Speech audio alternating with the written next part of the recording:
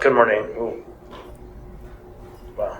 So I think we're ready to get rolling.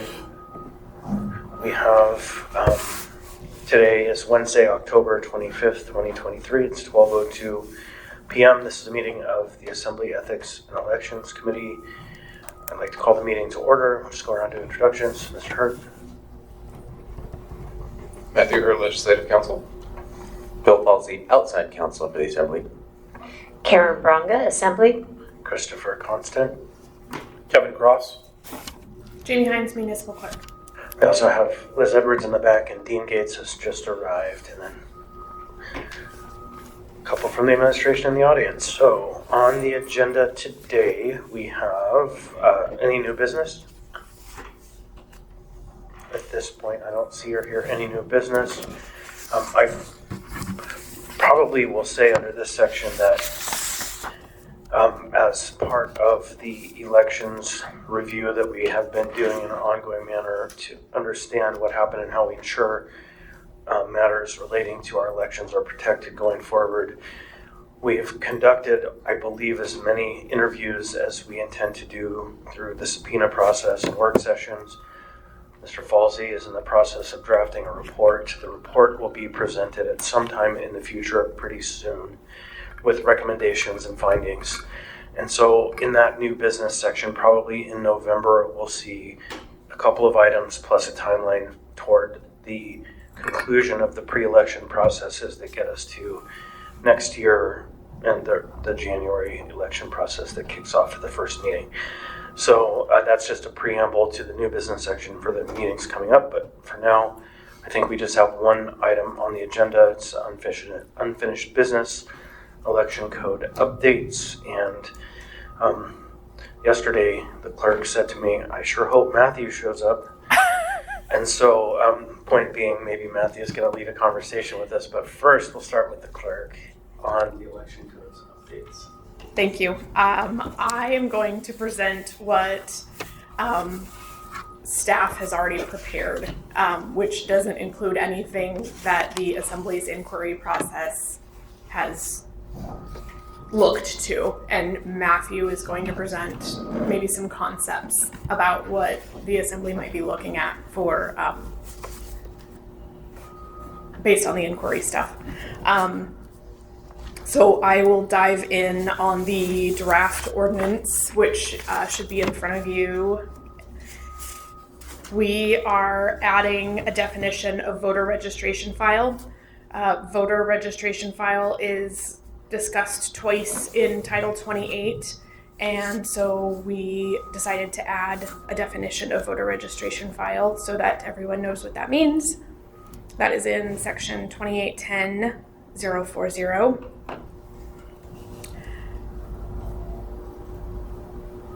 Um, 2880.015 is on page 2, and the change here clarifies that the municipal clerk's role is to invite at least one of the specified municipal employees to observe tabulation.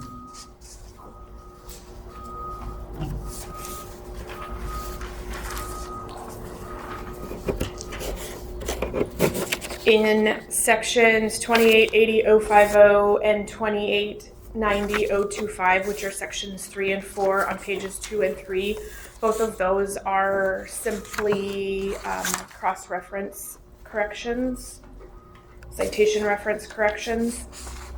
There were no substantive changes in these provisions. And finally, the contest procedure is on starts on page 3 and moves to page 4. It is 2810.020. When first enacted in 1985, code provisions required election contests to be submitted to the Assembly for possible action at the same meeting. The code was changed in 2020 to provide that election contests could be submitted within 9 days after the certification of the election. However, the code didn't provide direction to the Assembly on how to handle contests filed after it had already voted to certify the election. And so the changes here are to move us back to the contests being submitted on the day of the deadline being the day of certification, And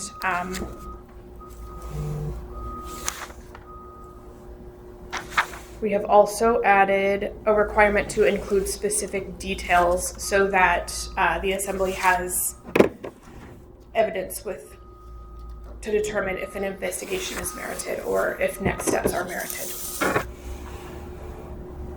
And that is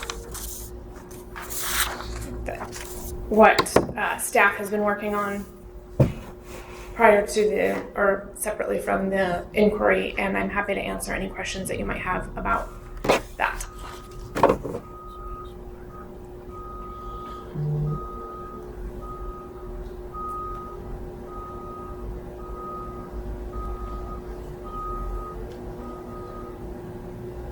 I'm just letting folks chew on it for a minute.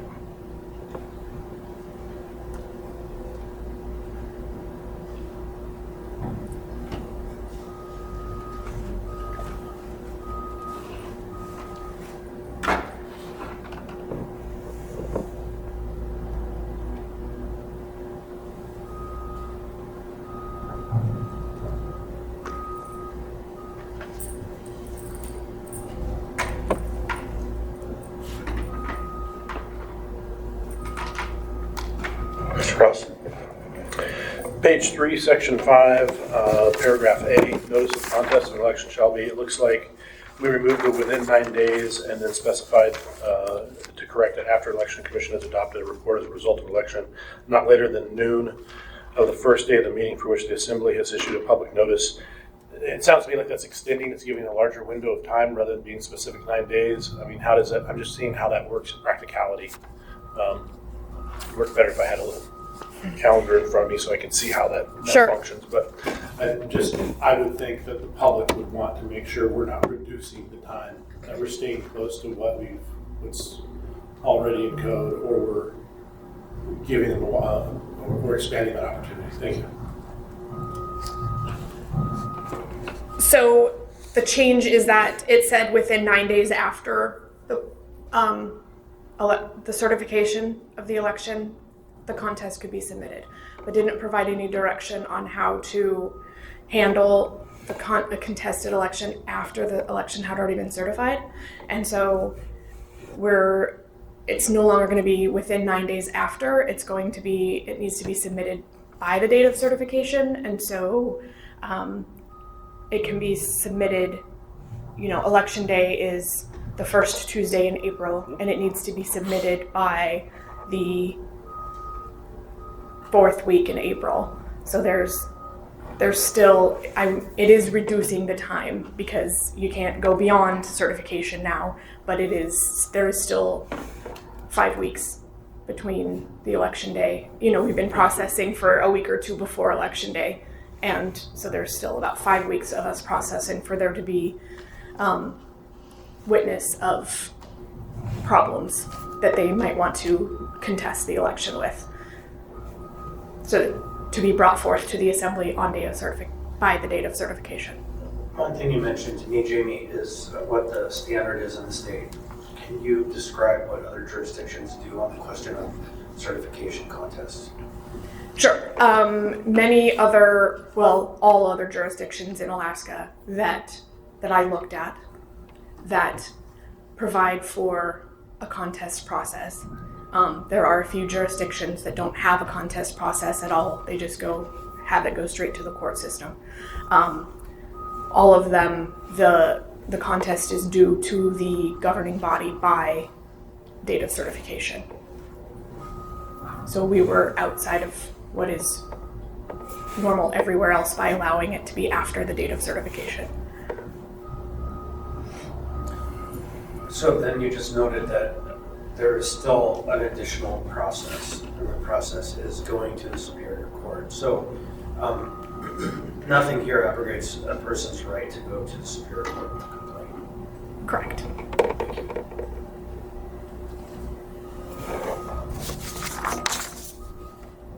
I just want to look up one thing before I...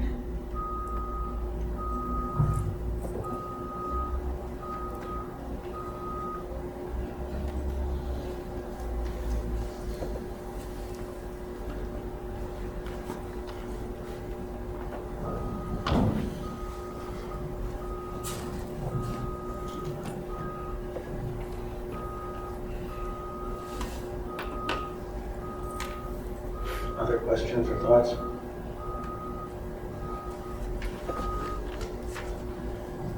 Mr. Chair, it's helpful. I could do a little bit more of the history. The original rules for all of this were set out in 1985, and at the time it said you have to submit your election contest within 5 days of the Election Commission finishing its report. And then the Assembly was supposed to rule on that election contest by either deciding to hear the contest or certifying the election.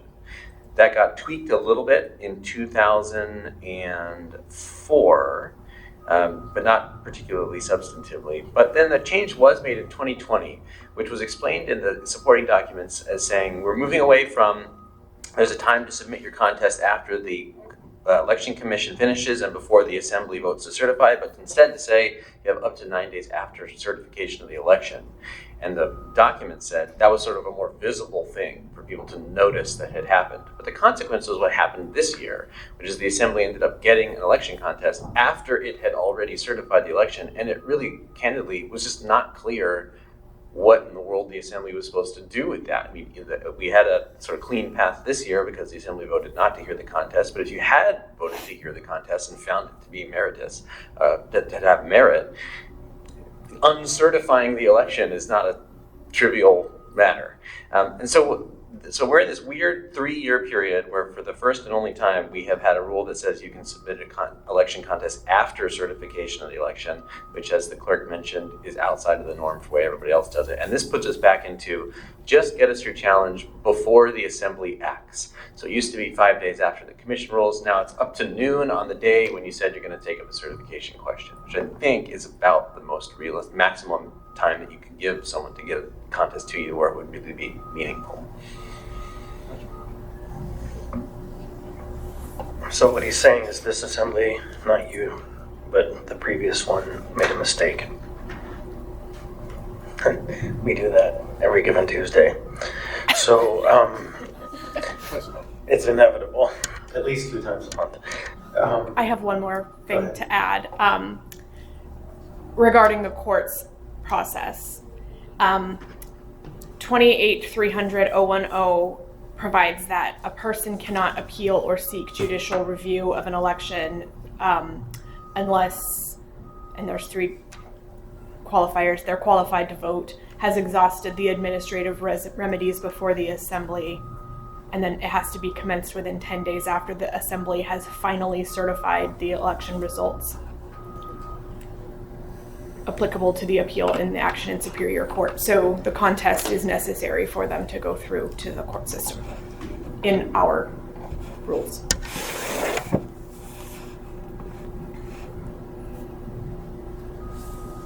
Okay, any other thoughts? Mr. Gates? Thank you. So I just wanted to add a little more context, and I think that we need some additional code change to go with the change that's there in Section 5, because this is going to change so that the contest can't be after certification. We had, and I guess I was involved in some of the prior updates to Title 28, including that one from 2020.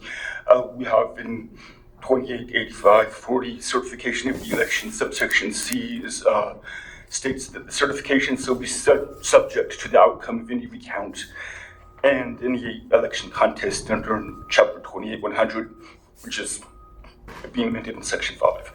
Certification of election is not subject to an Assembly motion to reconsider. And so at that time, I think our thinking was similar to a judicial appeal. If someone takes the results after certification, the court, they of course do their process and so forth and make a decision. But if they return the results, by certified results, well, they're changed, it goes back down. And I think the thinking here was we can do something similar at the administrative level by giving the 9 days for an appeal. And I believe the 9 days was intended to align with the 9 days provided for a recount first letter process that was there, so that there was a consistency in the number of days to file something. Anyways, I mean, I don't see a problem with trying to do it this way and consistent with the rest of the state, but I think we need to change it to say, subject to the outcome of an election contest in 288540C, and insert that in this ordinance as well.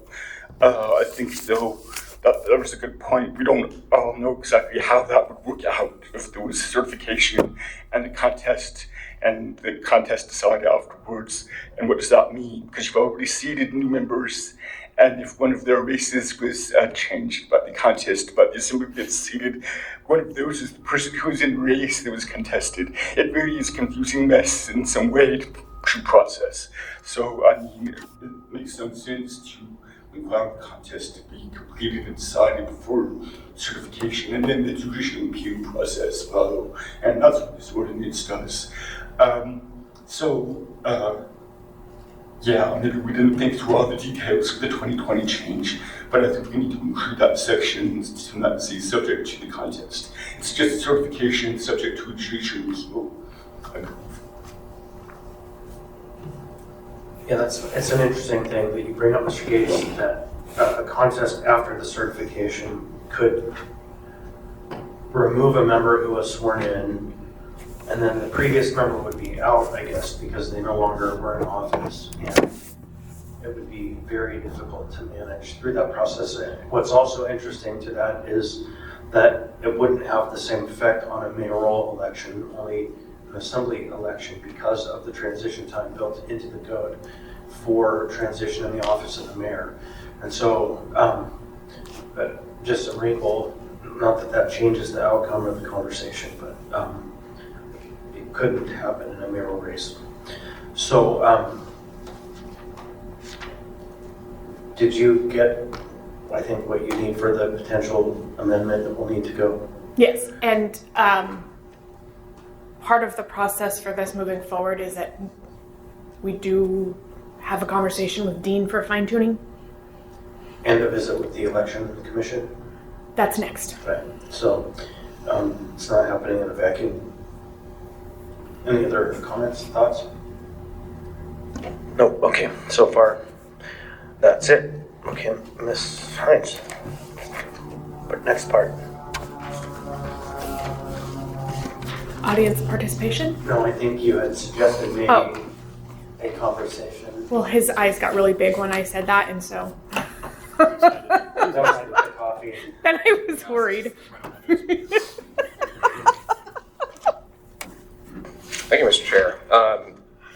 So to address the issues that Ms. Hines referenced, and obviously this is all pending the final report that will be coming out of the inquiry. I mean, two of the primary issues that were identified early on was the need for clarification and delineation of the differences between the complaint process and the recommendation or suggestion process, which, based on the facts that we've all seen, the stated goal of many of the complainants was not to overturn the results of the election. However, that seemed in conflict with the process in which the issues were raised, which was essentially the complaint process. So we've identified that there needs to be clarification of, when you are specifically alleging an illegal election practice with the intent, or with the, which, if true, would have the potential to overturn or change the results of the election, and a clarification for making a recommendation for improving the election process where you're not specifically alleging an illegal election practice that would be sufficient to overturn the results of the election. So that was one of the primary things that came out in the proceedings so far.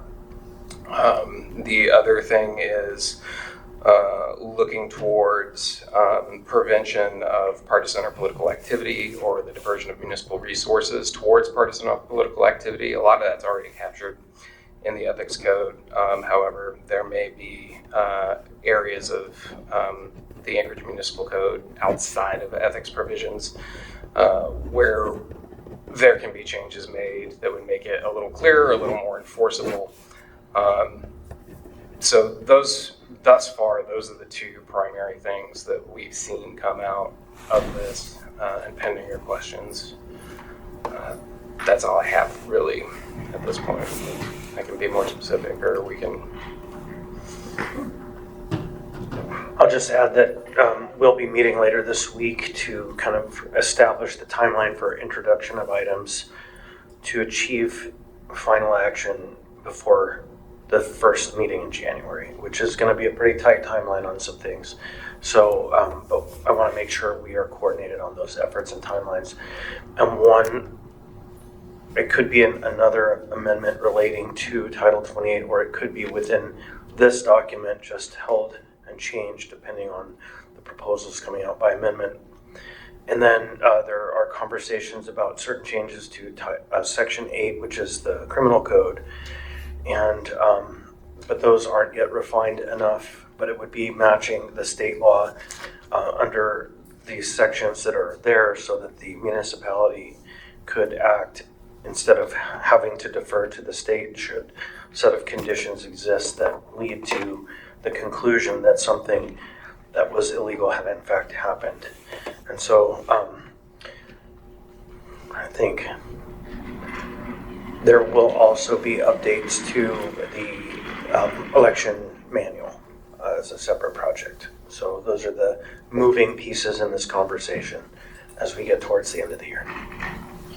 And I would just add that, we meet monthly for ethics and elections, so we can keep you guys apprised moving forward. And also, we could hold special meetings of ethics and elections and work sessions to keep the conversation One going. of the discussions we're having is possible joint work session with the Elections Commission. We haven't made that decision, but it's possible.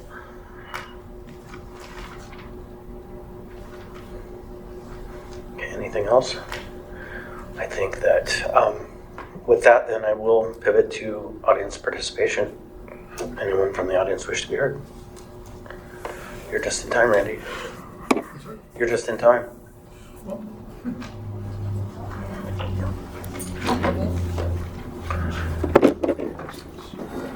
This is the committee, though, not the commission, Randy. This is the committee, not the commission, I should say.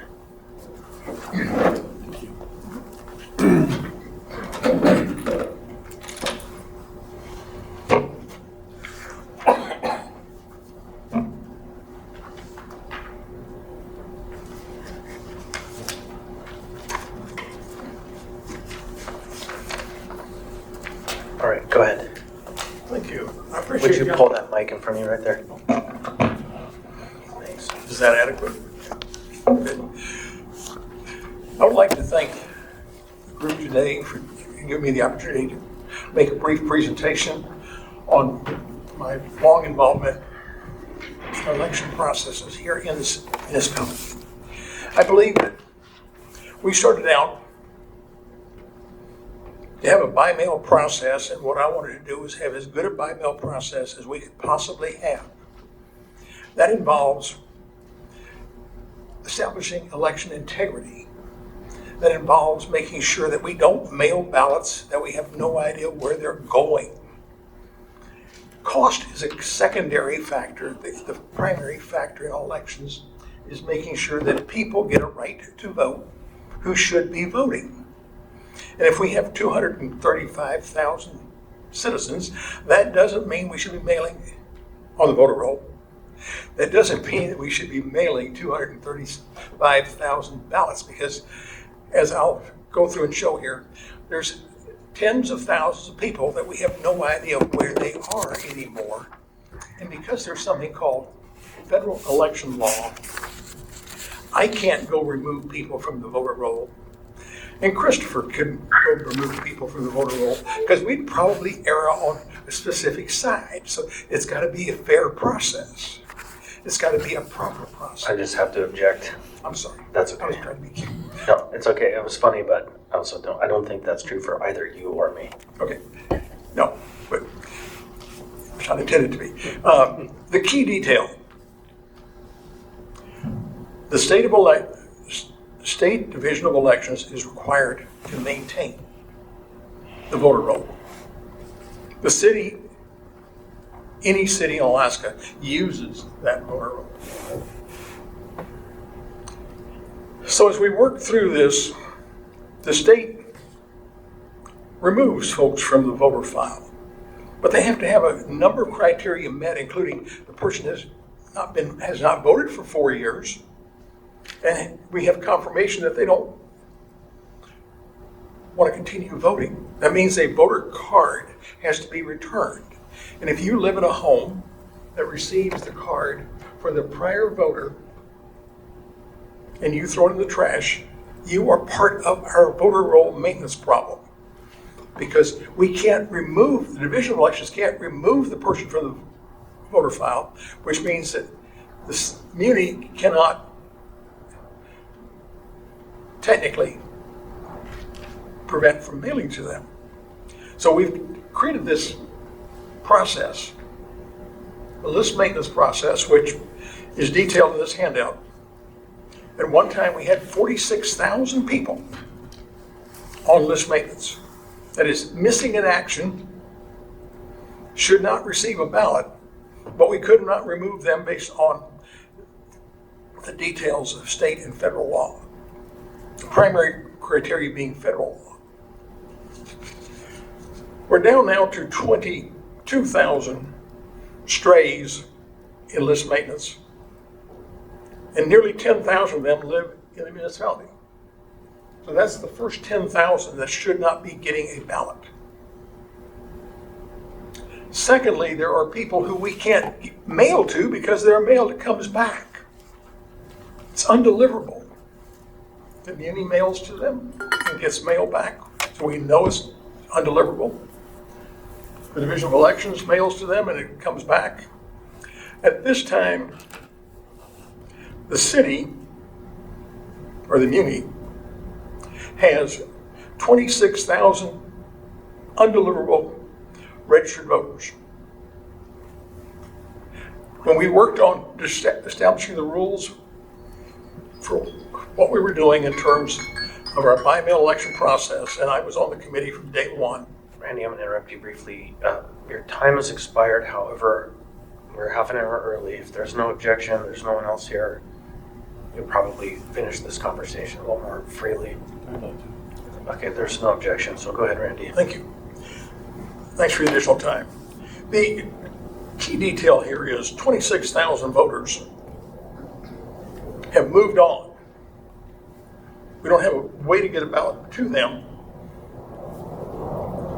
And there have been fantasies about, well, we ought to mail to their last known address. Well, we've already done that repeatedly, and that mail has been returned. So we know that that's a futile effort. So why should we put another ballot in the mail, which jeopardizes our election integrity? So I'm in favor of all 36,000 of the list maintenance folks and undeliverables not being included in our mail distribution in this upcoming election, and that we maintain that level of control on sending ballots to people who are active. Now, I'll add one other detail. The PFD process provides us a very valuable tool, and it has nothing to do with new voters, because they don't vote at regional numbers. I've shown here this year on the last page, we had 8,491 new voters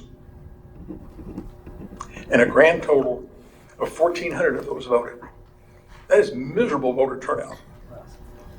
But what did we get out of this? If we look at the fourth column, 71,000 voters applied for a ballot, for a dividend at an address that's different from their registration on the voter file. 5,600 of those people said, I want my mess to continue. I want my ballot to go someplace other than I'm sending my check in terms of mailing address. Randy, I don't understand where that info is on here. That you say the fourth column. Okay. If you look at the 2022 column, row, and go over to the fourth column, it says 71,000 voters had a mailing address defect on their PFD. Gotcha. 5,600 of those wanted to maintain that defect for whatever reason. I've heard comments, I will not bother you with them. But that says that 65,000 addresses were repaired, so that we have, and let's just make the assumption that 40% of those are in Anchorage. So we have nearly 30,000 address repairs coming out of the PFD process this past year. Right. You So- know, that first year was so bad.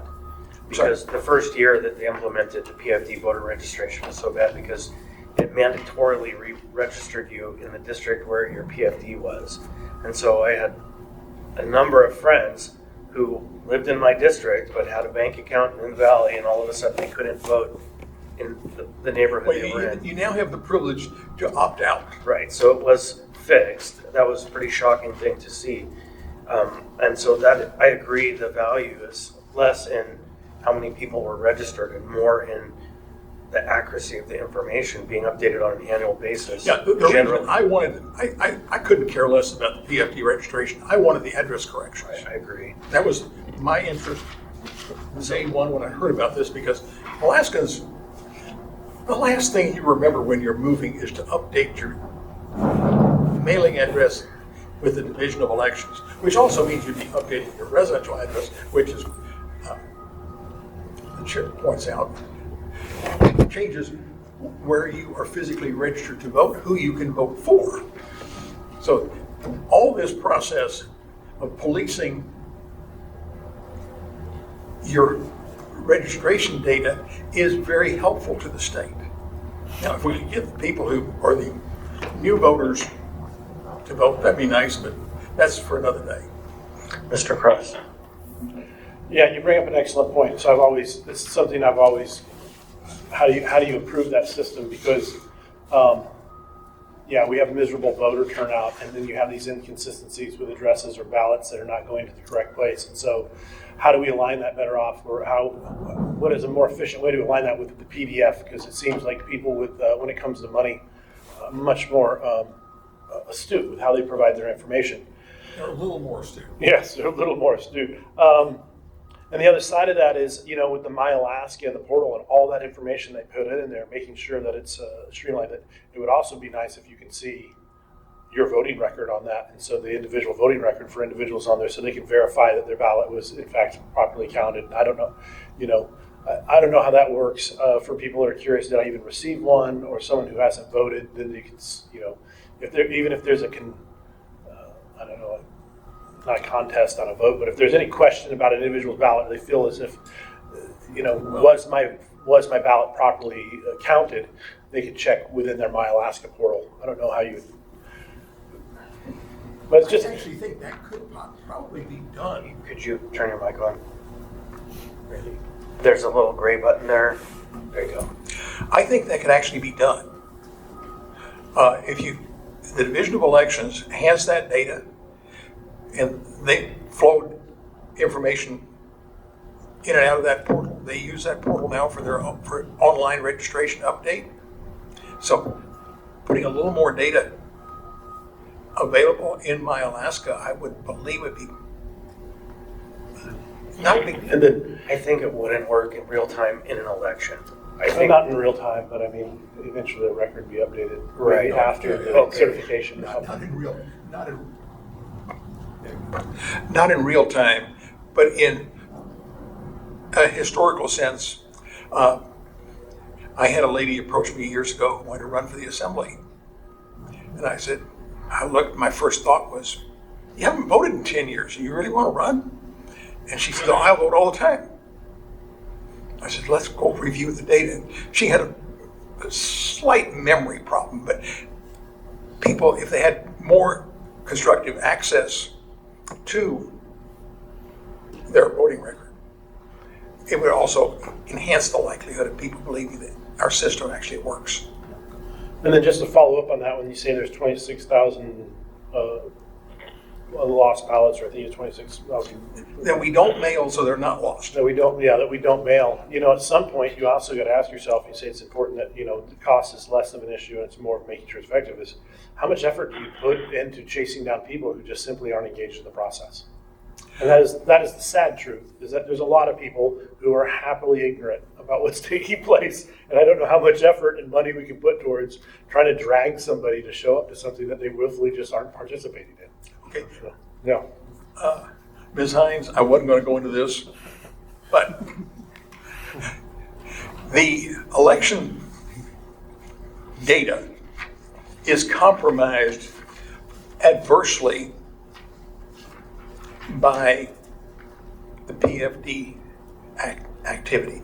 If we look at this, we see that there are 374,000 existing voters who got, which is the top line there, who got a PFD, whose voter file is tagged as if they were a carrying voter.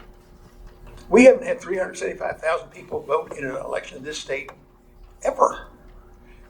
So there's some tens of thousands of people whose only voter contact, which keeps them on the voter roll by federal law, is the fact they applied for a dividend. Do we want to have them say, I don't want to be tagged on the voter file?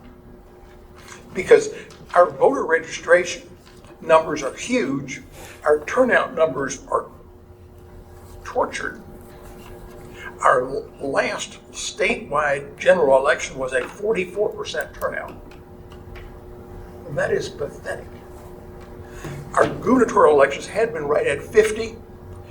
With the first pass of ranked choice voting and whatever else went wrong last time, we lost another 6% of turnout. We have a presidential election coming up this next time. Presidential elections in Alaska for a long time have been 60 to 65%, depending on if we have a Senate race or not. So I'm going to jump in. I don't know that I agree that the ranked choice voting was any of the cause, but that's a topic for a different group and a different place and a different day. I think the question really is I think what you really proposed here, and I don't know, this might be a question for the clerk, is can we, if we opted through a code change, not send out to both the LM and the UN ballot tags? Can we not send to the known address? We don't send them today. We don't. We already don't. Okay, so you aren't asking for us to change our practice. Now, there are people out there who want this changed. I am here to reinforce what the work group had done and what Jamie's doing I today. see. You aren't asking for a change, you're asking to hold the line. And I will say, for myself, being often on the other side of the dividing line than you, Mr. Riedrich, that I am with you 100%, that we shouldn't be mailing out just from a simple cost perspective and the security perspective to some point. And I know that's counter to the narrative a lot of people hear from a statewide or kind of national perspective from where they think I would come from. But really, I believe we should do our very best to mail out only to those who we know are going to receive it, and then have a very robust process available for any voter who shows up on election day or before, who can say, hey, I'm actually here and I want to vote. They're registered, they're not off the rolls. They mailed their document. Or they showed up here and they came in with an ID and said, Oh, hey, sure. I'm ready. Or not here because we don't do voting here anymore, but over at City Hall or any of the accessible voting centers. And so to me, we've already baked in the fix. The fix is show up. Right, show up. So we aren't actually disenfranchising. Let me go back to Mr. Cross's observation. Would you support me going to the state and asking them to create an opt-out for people who don't want to be on the voter roll just because they got their PFD? I think I would have to chew on what that means, but probably. Thank you. I just wondered if that group of people that the ballots are undeliverable, if you could send a card, not the ballot. You know, you do send a card that says. So the cards will be hitting your mailboxes this week, folks. We mail postcards to all registered voters, right? Yes. In the fall for the purposes of figuring out who's undeliverable, so that we can give the state the undeliverable information. You know, they get data every day, and their voter roll information changes every day. And so we send out the postcards, they come back undeliverable, people say so-and-so doesn't live here anymore, whatever. We get them back and we run it through the sorter and give that information to the state, and they update the voter rolls. And then we mail out the ballots to RG voters and ID, which means that we need to see their copy of their ID before we can accept their ballot. But we do not mail to UN, we do not mail to LM, and they can go into a vote center. They can also call us and ask us to mail them one, and we will mail them one and help them fix their address. Yeah, for my part, I feel this spreadsheet is the part that motivates me to want to see a fix. And that is your second page, and that's just these numbers of inactive records and what that does. Even though it might feel terrible that only 40% show up, I will celebrate 40% compared to the 20 or 25% or 28%, and the difference of 10,000 or 20,000 across the citywide race. I think that has an effect of depressing turnout in and of itself when somebody sees, oh my God, look, only 25 or 30% showed up. But then if you were to take out the 36,000 who are currently registered, we didn't send ballots to, but still counted in that percentage of turnout, that in itself frustrates me no end. I've talked to the prior clerk about this, and my view was that all of the people who were no longer active in a constructive sense should not be included in the divisor to bring down our percentage to whatever it is, 28, 29% in a assembly election. Because if you take out 36,000, that is about 12, 13%. And So Randy, though, just imagine the scenario where you had an arbitrary process where a clerk is removing these and then the numbers are coming up, but it's one set, but another set has to be changed. But that terrifies me. it's not an arbitrary process. That's my point. This data comes from the clerk and the Muni, from the Division of Elections, and the Muni enhances it with their card to find additional undeliverables. Right, but I'm thinking about on the day of vote, the statement of votes cast or the returns. And the returns are the ones with those numbers, and I don't think we have the means to change those. And I think we should be very careful if we're going in and changing, as you say, just the divisor. Right? I don't know. I agree in principle, but in effect, there is an absolute election integrity issue here that I am pretty adamant about, that these people who have disappeared, and we're not in Argentina, so it's not a devastating not out of the back of an connotation, airplane. but they are no longer on the voter roll. They're no longer playing in. And some of these folks we can clearly point to, for example, had moved out of state and voted absentee for a few years and then decided, well, they're not coming back, so they've registered elsewhere.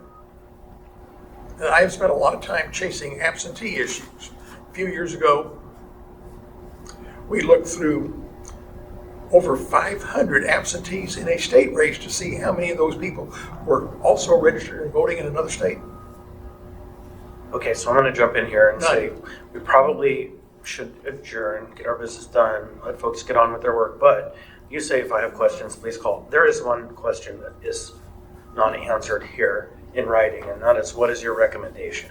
My recommendation is that we continue to not mail to the L, M, and UN. I think you just said a different recommendation. I think that, fine, I would stipulate that and I would support that. Let's keep it as it is. We just changed the code.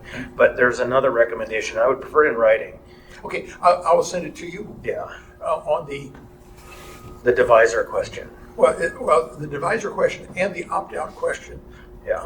Do people want to stay on the voter roll just because they got a permanent fund dividend. And once we have your question in writing, we can Okay. consider how that might work and see if it causes hot flashes and, high blood pressure and, or not. And that's the standard. If we can conceive of it without causing our staff to want to run out the door, then maybe we can. I would like nothing better than to see a 40% city turnout of real voters. I agree, 100%. And it's that simple because it's happening. And I hate to justify it every election. But if you take out this number, it actually is this percentage. And that's not a good look. Okay, well, everybody knows that a lot of their neighbors have moved. And that's been true in Alaska forever. And since the voter file gets further and further behind, our turnout numbers get worse and worse. So again, in sum, just on number 3, you have 1, 2, and 3. 3 is, and that's send it to us in writing. By email would be great. Thank you very much. And if there's no one else from the public who wants to be heard, is there someone on the phone that wants to be heard?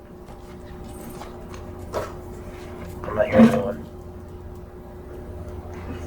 So hearing and seeing none, then I'm going to conclude. There's no more members of the public wish to be heard. And with that, I'm going to adjourn.